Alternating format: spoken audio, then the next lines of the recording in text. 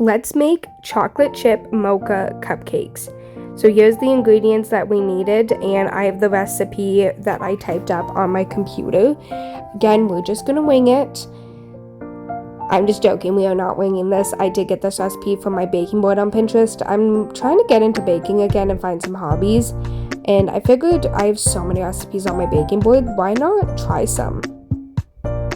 Alrighty, so we're gonna start off with 1 cup of flour. I will say before, because I was just so mentally drained and lazy and I didn't have the energy to wash multiple dishes, I would put both dry and wet ingredients in one bowl, but ever since putting the dry ingredients in a separate bowl, wet ingredients in one bowl, it does make a huge difference.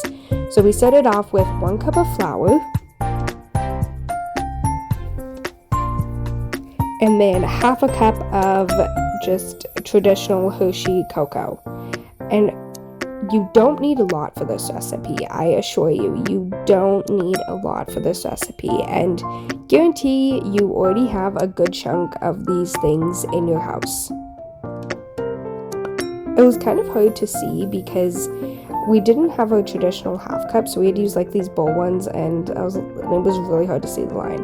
And then I put that away. I'm one of those people, just put it away the moment you're done with it.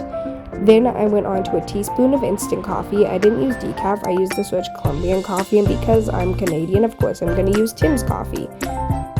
And then half a cup of sugar as well, and I'm going to pray that I don't spill it.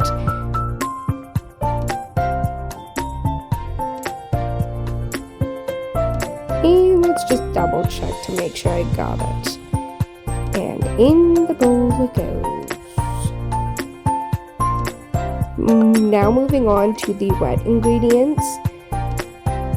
We first started off with half a cup of milk. I was kind of shocked because most recipes don't call for milk. And then 1/4 cup of butter and 1 egg.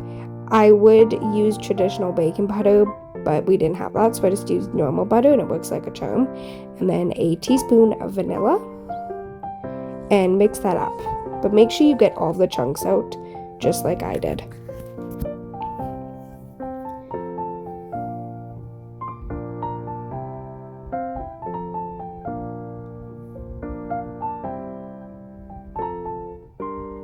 And then after that, I preheated the oven to 350. And then I added the wet ingredients into the dry ingredients, and oh, look at that go. Again, try to get as much chunks as you can out of it. And mix it real good.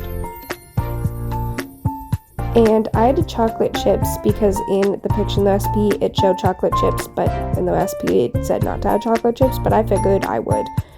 And then we added the muffin liners. I was initially concerned because I'm like, oh crap, I don't think we have muffin liners, because for whatever reason we have a muffin tin, but we don't have muffin liners ever in this house, which is really weird. It's like, if we don't have those, what's the point of using a muffin tin? Because we can't use a muffin tin if we don't have muffin liners.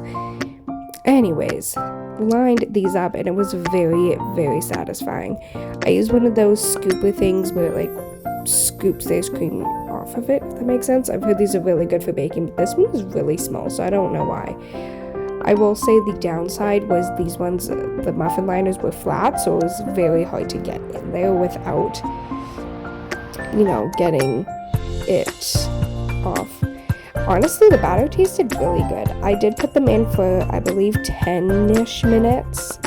Honestly, just watch them. I didn't put too much batter in them because, muffins and stuff rise. At least as a kid, I was always told, be careful. They rise and they rise. So I definitely was careful. But I will say, this recipe, you can put it pretty much fully to the top. I would say about halfway, because it does not rise that much.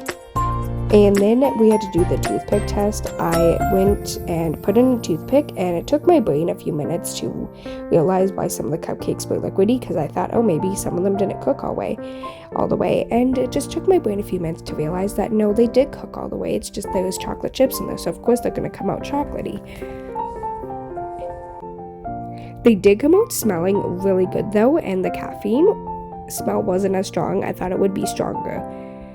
And oh my goodness, look at these. Now we do gotta go try them. So yeah, as you guys can see in the picture, they did not rise a lot like some of them. And because I don't feel like burning myself, we're gonna take them out with a freaking tongs, and I don't care. Anybody can judge me at this point. I really, really, really don't care.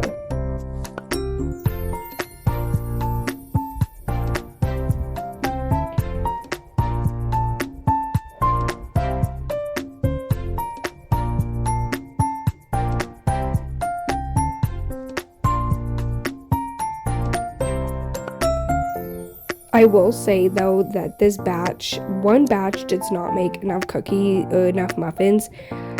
When it came to the second batch, I really only had enough for 2, maybe 3. So yeah, do double it up. And then we tried it and it looked really good. I will say they are very hard. They're not very the squishy type, but oh my god, these cupcakes get an 8 out of 10. They taste like if I went to go get coffee and a muffin and I dipped my muffin in the coffee. So good, definitely getting an 8 out of 10, but they aren't the squishy type, they're the harder type. I give this recipe an 8 out of 10. If you love caffeine, you will definitely love this recipe. You get the hit of caffeine instantly. I will say it, 2 downsides is the batter gets very thick once you add in all of your ingredients. And number 2, they aren't the soft, cushy type muffins. They are harder type muffins. So if you don't like that, you might not like this recipe, but I would definitely give this a try.